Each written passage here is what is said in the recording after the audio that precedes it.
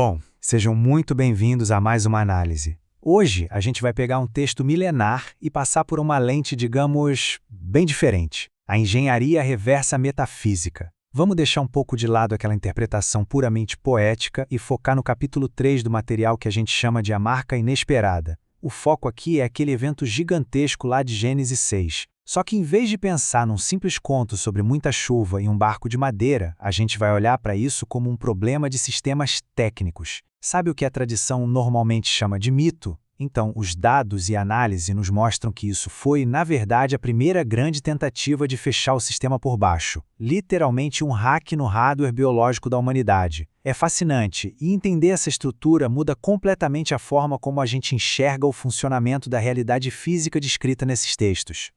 Para começar, a gente precisa propor um desafio direto a algumas ideias que estão na cabeça de quase todo mundo. Geralmente, quando se fala no dilúvio, a primeira imagem que vem à mente é o quê? Um castigo divino, certo? Uma punição baseada em emoções humanas, como raiva ou decepção. Mas, e se o quadro for totalmente diferente? A pergunta que guia a nossa análise hoje é bem direta. O dilúvio foi um ato de ira emocional ou uma operação cirúrgica de segurança biológica? Ao analisar os dados como um relatório técnico puro, o que emerge não é a ação de um ser vingativo. O que a gente encontra é uma necessidade puramente técnica, uma intervenção de emergência para salvar um projeto que estava literalmente à beira do colapso estrutural. Ok, vamos tratar essa análise como um autêntico relatório técnico de incidente. A nossa estrutura passa por 6 etapas rápidas. 1. A invasão de hardware. 2. O firmware Nephilim. 3. O diagnóstico de perda total. 4. A operação ESP8. 5. O snapshot Tamin. E 6. A quarentena e reinicialização do sistema. É o fluxograma claro de uma invasão seguida de uma restauração de sistema. Certo. Vamos começar a nossa auditoria pelo ponto de falha inicial, a invasão de hardware e a famosa descida no Monte Hermon. Para o usurpador conseguir ancorar o domínio dele na densidade física de um jeito mais permanente, foi ativado o que chamamos de protocolo de invasão sideral. Se a gente olhar os registros antigos, como em Apocalipse 12, diz que a cauda do dragão arrastou a terça parte das estrelas. E essas estrelas tomaram uma decisão drástica. Elas abandonaram o seu hardware original de pura luz para ingressar no mundo material. Traduzindo isso para o nosso idioma analítico de sistemas, o que aconteceu foi uma migração não autorizada de entidades de uma camada dimensional superior, de software puro, para processar a realidade tridimensional. Tudo isso com um objetivo claríssimo, que era hibridizar a humanidade. E a execução desse hack biológico seguiu passos super metódicos. Passo 1, abandonar o hardware de luz. Passo 2, transição para processar a realidade na matéria. E o passo 3, que é o mais crítico de todos, a hibridização. Lá na cronologia de Gênesis 6, essas estrelas aparecem como a milícia celestial do usurpador se misturando com a humanidade. Ao cruzarem a barreira biológica, essas entidades realizaram uma interferência deliberada no hardware da Terra, injetando códigos não autorizados direto na base genética humana. O que nos leva direto para a nossa segunda fase, o firmware Nephilim e os resultados práticos dessa invasão toda. Muita gente entende errado a verdadeira natureza dessas criações. Os gigantes, ou Nephilim, não eram simplesmente anomalias biológicas aleatórias ou lendas antigas. Na nossa análise de sistemas, eles eram terminais de altíssimo processamento. Entidades projetadas para serem indestrutíveis na matéria, mas que nasciam com uma característica letal. Eram totalmente desprovidos do DNA espiritual da fonte criadora. Eles funcionavam como terminais perfeitamente sintonizados com o sinal da milícia celestial, desenhados para saturar e, eventualmente, engolir completamente o pool genético do planeta. E o grande objetivo final por trás desse firmware era o que os documentos chamam de eugenia espiritual. O plano arquitetado pelo usurpador tinha uma meta matemática brutal: infectar 100% da carne humana com esse código corrompido. Mas por quê? O problema que o usurpador precisava resolver era a promessa de que uma semente original viria para restaurar a rede. A solução dele foi eliminar qualquer útero humano que tivesse um código-fonte compatível com a luz originária. Sem hardware compatível, a encarnação do sistema de restauração seria, por definição técnica, impossível. Era a tentativa de um fechamento perfeito e definitivo do sistema. E é exatamente neste ponto que o nosso incidente chega a um nível crítico. Diagnóstico de perda irreversível e infecção total.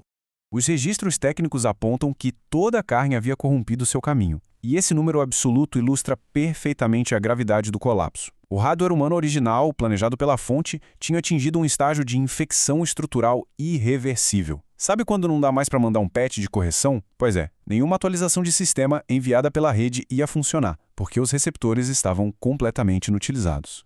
Para entender o quão inoperante o sistema se tornou, é só olhar para o driver principal rodando naquele momento. O hardware humano tinha sido hackeado pela frequência da milícia e o driver chamado Hamas, que no código original se traduz como violência, passou a operar em overdrive constante, 24 horas por dia. O sistema cognitivo humano foi essencialmente plugado na frequência do usurpador. Consequentemente, a rede biológica inteira dava reject imediatamente em todo e qualquer comando de restauração que vinha da administração central.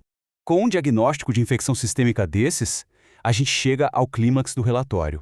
A Operação ESP-8, a purga de emergência do sistema.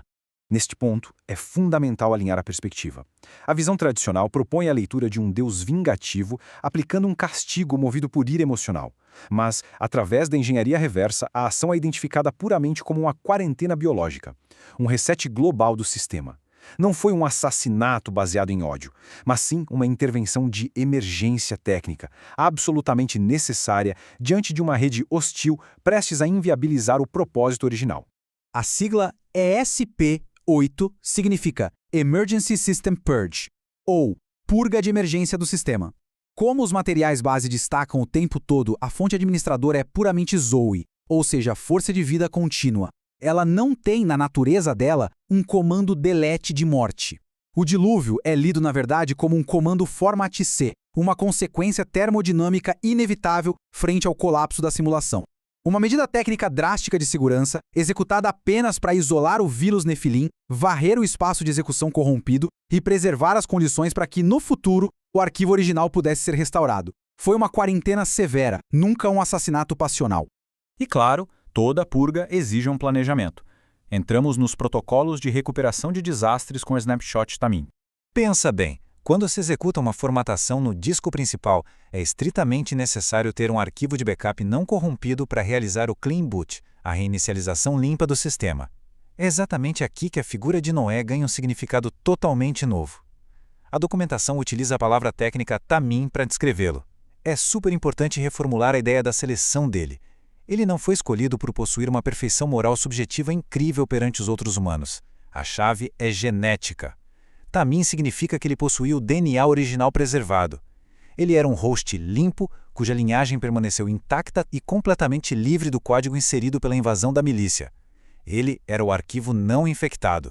E o ponto crucial é entender a verdadeira função tecnológica da Arca. Esquece aquela ideia de apenas um barco gigante de madeira. Do ponto de vista do gerenciamento de crise, a Arca operou como um autêntico servidor de isolamento. Foi um container de backups hermeticamente fechado. O propósito exclusivo era manter o kernel humano, o núcleo básico e puro da nossa estrutura biológica, absolutamente seguro, isolado e intacto, enquanto a purga desativava e limpava todo o hardware corrompido no ambiente externo. Com o backup garantido, a gente avança para a última etapa, a quarentena e a reinicialização do sistema. O sistema precisava de parâmetros novos para garantir que a hibridização não ocorresse de novo assim que o servidor voltasse online. A solução técnica foi o isolamento contínuo das entidades invasoras. De acordo com o que os textos apontam como módulo 44, as entidades responsáveis pelo hack genético inicial não foram destruídas. Elas foram capturadas, colocadas em quarentena no abismo, o Tártaro, e firmemente desconectadas da rede principal através de cadeias de trevas. Essa restrição de segurança máxima tinha o objetivo de criar um ambiente de teste físico estabilizado para a humanidade, literalmente segurando a ameaça num container até o momento da futura intervenção ou desinstalação final pelo sistema principal. E para sinalizar as novas regras operacionais do sistema reiniciado, o administrador rodou o protocolo Cachet, popularmente conhecido como o arco-íris. Muito além de um simples fenômeno óptico, ele funcionou como um firewall de não extinção física. O significado prático disso marcava uma mudança de fase gigante na operação. A partir daquele momento, a invasão direta ao hardware biológico estaria bloqueada. A guerra sistêmica ia mudar de andar, migrando do corpo físico para a camada de software, o campo mental e de consciência da humanidade. Mas a migração para esse campo mental traz uma constatação bem severa. Embora o hardware biológico tenha sido formatado e limpo pelas águas, um grave problema continuou escondido. O software malicioso, aqueles sistemas operacionais paralelos como a culpa, as religiões de esforço humano e o falso sacrifício, infelizmente conseguiram sobreviver. Eles ficaram salvos no cache, na mente e na memória dos sobreviventes, prontos para serem reinstalados assim que o sistema começasse a rodar de novo. O que nos deixa com uma reflexão profunda e inevitável para o final desta análise técnica. O dilúvio pode ter resetado o ambiente físico, garantindo a sobrevivência do núcleo original. O firewall bloqueou uma nova hibridização. Mas se essa antiga tentativa de controle biológico deu lugar à guerra na camada do software, até que ponto a estrutura que opera atualmente, o middleware complexo de instituições, o domínio sobre a moral e as regras, não é só uma atualização sofisticada daquele mesmo sistema? Fica o questionamento. Quão profundamente a mente contemporânea ainda abriga o código legado dessa invasão na sua própria interface de realidade? É uma pergunta essencial para quem busca entender o que realmente está rodando nos bastidores do nosso mundo. E assim a gente encerra a nossa verificação técnica de hoje. Até a próxima!